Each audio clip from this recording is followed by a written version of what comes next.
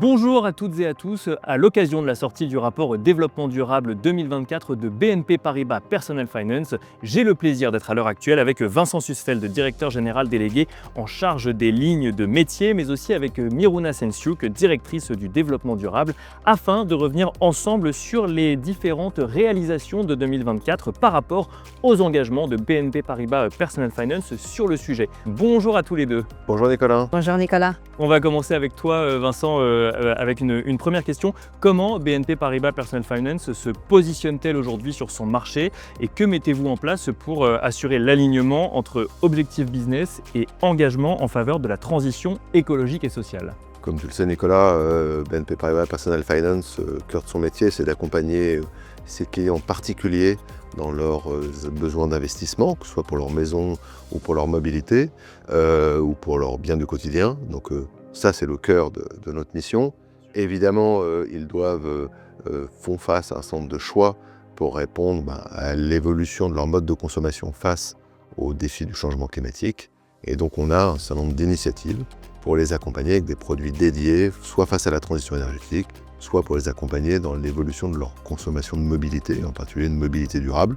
Et puis un volet essentiel aussi de notre activité historique, c'est tout ce qui est autour de la finance inclusive, accompagner des clients, peut-être certains en difficulté, pour avoir un accès à la consommation. C'est depuis l'origine l'objectif et la vocation et la raison d'être du CTLM, et c'est clairement un des axes sur lesquels on continue à accompagner nos clients aujourd'hui, en particulier dans un contexte avec tous les challenges qu'on connaît.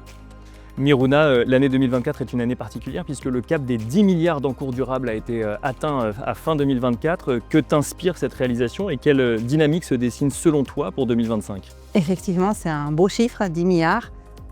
Autant dire que c'est une vraie fierté collective avec nos pays, avec nos business lines, pour avoir atteint ces objectifs-là.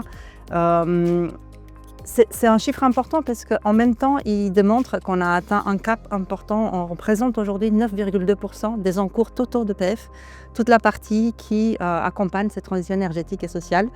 Et derrière ces chiffres-là, il y a des vrais projets ancrés dans la réalité concrète. Comme le disait Vincent, on finance des énergies renouvelables ou des énergies moins émissives. On finance des voitures, de la mobilité plus propre, que ce soit des voitures, que ce soit des vélos. Et on finance aussi de la rénovation des appartements. Et comme le disait si justement Mark Twain, en fait, l'objectif en soi n'est pas la destination, mais le voyage. Il faut rester vigilant, il faut rester résilient et il faut s'accrocher à avoir des objectifs encore plus ambitieux parce qu'on est dans une bonne trajectoire.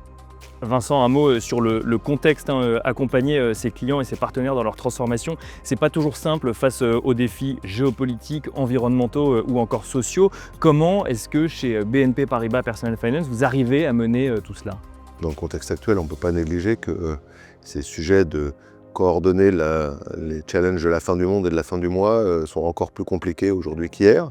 On est tous soumis à ces interrogations géopolitiques évidemment, et donc de trouver le bon équilibre dans les produits qu'on propose à nos clients est un élément essentiel. Je suis évidemment d'accord avec Miruna pour dire que le seul des 10 milliards d'encours est une très belle réalisation. Après, il y a quelques années, on s'était projeté en se disant qu'on arriverait à faire 15% des encours.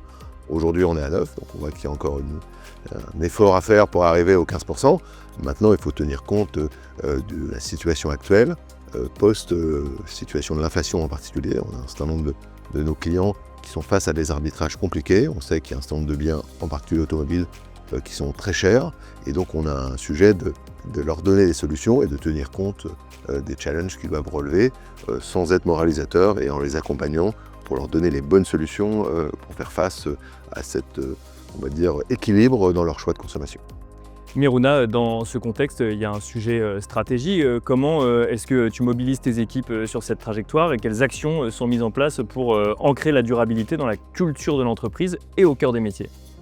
Je dirais, ce n'est pas que la mobilisation de mon équipe ou de quelques peu dans l'entreprise qui porte le sujet de développement durable. Le choix stratégique de Personal Finance a été d'essayer d'inculquer le développement durable partout, dans tous les métiers, dans toutes les équipes. Et c'est pour ça que je disais aussi avant que c'est un effort vraiment collectif. Nous, ce qu'on apporte, c'est par exemple des outils de formation afin de former tous nos collaborateurs aux enjeux de développement durable.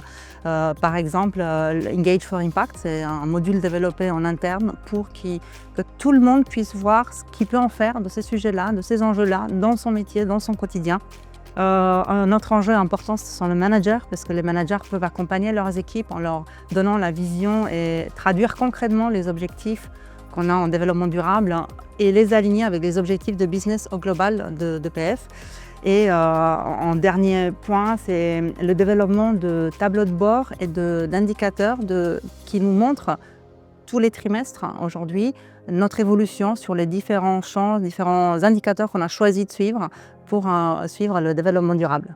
Et alors pour finir cette vidéo, vous allez pouvoir tous les deux nous donner un message que vous souhaitez faire passer aux parties prenantes sur votre engagement durable. On va commencer avec toi, Vincent. Est-ce que tu as un message à faire passer à ceux qui nous écoutent? En rebond à ce que vient de dire Miruna, typiquement toutes nos réalisations c'est un sujet collectif.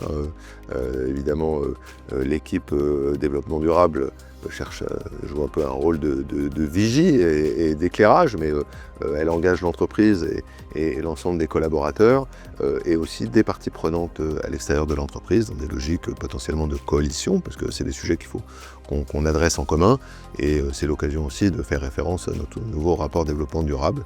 On the way, on est bien dans cette direction et en chemin, comme le disait Miruna. Miruna, même question, un message à faire passer à ceux qui nous écoutent? Il y a des moments où je pense que, autant moi que les gens de l'équipe, voire même d'autres collègues à nous, se sentent un peu comme le colibri de la Fabre et de Pierre Rabhi. Des fois, se sentent tout petits en se disant que c'est compliqué, et en même temps, ils savent que chacun peut apporter sa petite goutte, sa petite pierre à l'édifice qui sera de plus en plus solide. Donc il faut continuer, il faut rester résilient, il faut s'accrocher, il faut suivre notre objectif d'une transition, je vais le dire à ma façon, de plus en plus juste.